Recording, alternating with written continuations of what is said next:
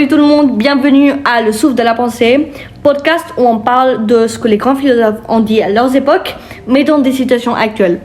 Aujourd'hui, on a deux grandes invités, Madame Shaili. Bonjour à tous, je suis vraiment ravie de vous rencontrer aujourd'hui. Je suis tellement contente d'avoir eu l'opportunité d'être ici dans ce podcast et je suis vraiment contente et ravie de partager mes opportunités au travail avec vous. Elle était une grande facteur et très grande star du cinéma français. Et avec nous, notre philosophe préférée, Madame Chloé. Bonjour à tous, je suis enchantée de vous rencontrer et de vous partager ma philosophie. Bonjour Madame, très bien, je suis contente d'écouter ceci. L'autre jour, j'ai vu au cinéma The Truman Show qui a été remis sur le grand écran pour son 26e anniversaire. Et j'ai pensé à quelques questions que je pouvais vous poser pour mieux comprendre le film et la vie d'un acteur. Ok, pour commencer, comme j'ai dit, j'ai une question un peu d'introduction et c'est pour Madame Shaili. Est-ce que vous pensez qu'à cause de grandir entouré de caméras, les autres vous connaissent mieux que vous-même? La vérité, c'est que depuis toute petite, j'étais exposée aux caméras, donc à un personnage que je devais tout le temps faire, et donc j'étais attrapée dans cette notion de être tout le temps et ne pas être la personne que je suis. Donc c'est pratiquement, je devais accomplir mon rôle comme un travail, de être quelqu'un que la société voulait que je fasse, ou par exemple, dans ce cas, le Truman Show m'a imposé un caractère depuis que j'étais petite. Et comme dans ce cas, le Truman Show, c'est de partager ma vie avec quelqu'un pendant qu'il grandissait, du coup, j'ai été exposée de cette manière qui m'a pas laissé faire comme je suis. Donc oui, ça affecte un peu la manière dont je suis ou je actue quand je suis comme ça. Mais alors, est-ce que tu considérerais que ta personnalité, elle se ressemble beaucoup aux autres acteurs que tu as joués? Je sais pas en vrai, parce que normalement on dit que les premières années de notre vie, c'est où on fait et on devient la personne qu'on est. Donc moi j'ai pas eu l'opportunité de me voir grandir, de faire des bêtises, de faire n'importe quoi, parce que j'avais déjà un grand rôle quand j'étais petite. Donc j'avais déjà des obligations à accomplir. Et donc c'est pas trop facile de dire par exemple je suis comme ça, parce que si on t'a imposé de faire d'une manière, tu peux pas faire autrement. Alors, vous pensez que les autres vous connaissent mieux que vous-même, mais est-ce qu'ils connaissent la vraie Shaili?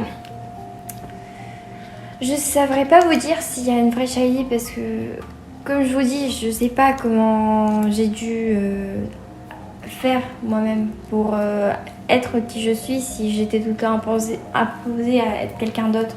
Si, à force de que chaque fois qu'on est soi-même, on peut pas l'être parce que tu es sur scène. Et sur scène, il faut que tu sois une autre personne. Et donc, à force d'être comme ça, j'ai dû prendre la personnalité de cet acteur et la partager avec celle de moi-même. Donc, j'aimerais bien rajouter à ce que Madame Shaili vient de dire, c'est que selon le philosophe Sartre, dans son œuvre L'être et le néant, l'idée que l'enfer, c'est les autres. En effet, vu que dans ton cas, tu n'avais pas vraiment la capacité de toi-même te créer en tant qu'individu, les autres nous réduisent souvent à des objets de perception, nous privant ainsi de notre liberté et notre propre authenticité. Et madame, est-ce que vous sentez une différence de personnalité quand vous êtes en 7 sur 7 comparé à votre personnalité dans la vie courante avec vos amis, votre famille, etc.?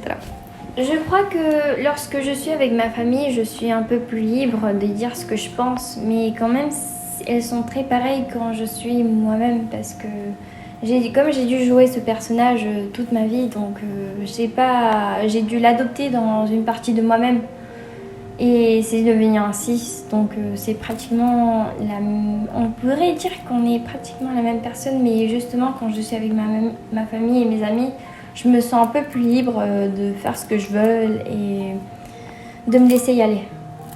Okay. Mais j'aimerais juste vous rappeler qu'il existe plusieurs toi. Par exemple, il y a ton moi social, il y a ton moi intérieur.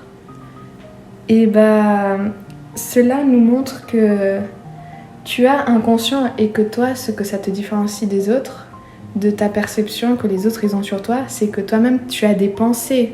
Toi-même tu penses, donc tu es. Bah oui, on pourrait dire que oui. Mais lorsqu'on t'impose d'une manière d'être, vraiment t'es en train de penser à cette manière d'être parce que t'as jamais su comment faire d'une autre manière. Là, j'ai une question pour Madame la philosophe. Quelle est, selon la philosophie, la définition du moi? Est-ce qu'il y a différents arguments entre les grands philosophes ou entre les différentes époques? Donc, en effet, comme je l'avais un peu mentionné antérieurement, il y a plusieurs moi. Le moi social, le moi véritable. Et en fait, la conception du moi, c'est tout ce qui te définit. Après, ça peut également être par rapport à comment les autres te considèrent, mais également comment toi-même tu te considères. Tout cela fait que tu es le toi, le moi. Donc, en effet, comme le dit Proust, un écrivain français, il y a le moi social et le moi véritable. Le moi social est la partie de l'homme qui se présente au monde, l'attitude qu'il prend en société.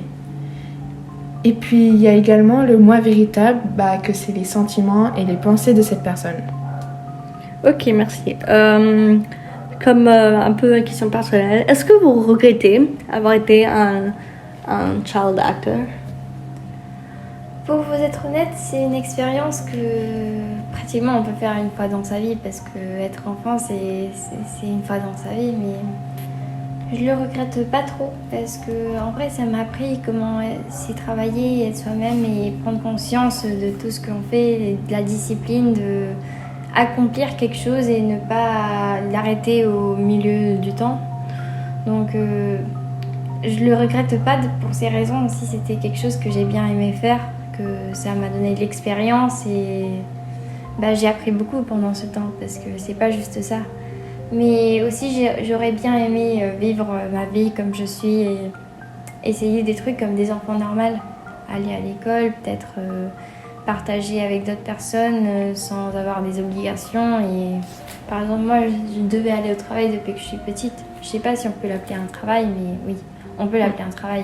Mais je le considérais pas trop comme ça, je le considérais plus comme une partie de ma vie. Et donc, non, je le regrette pas trop, mais j'aurais bien aimé de voir comment j'aurais été si j'aurais pas été un acteur depuis petite. Mais je trouve qu'aussi d'un côté psychanalytique et philosophique, que ce rôle d'être un acteur, ça vous a peut-être permis que les autres peuvent vous aider à vous reconnaître, à vous connaître. En effet, Hegel, dans sa phénoménologie de l'esprit, développe une théorie de la conscience de soi à travers la fameuse dialectique du maître et de l'esclave. Pour Hegel, la conscience de soi n'existe véritablement qu'à travers la reconnaissance de l'autre. Alors, selon vous, l'autre, il aide à construire le moi-même.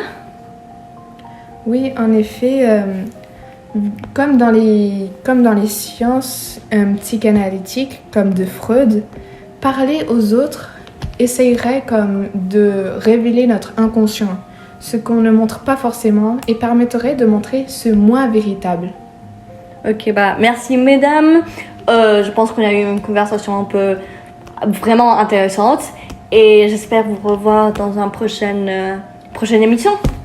Merci. Merci à tous pour avoir entendu ce podcast. C'était vraiment agréable de partager toutes nos pensées et nos expériences avec vous. On vous souhaite une jolie journée. Au revoir.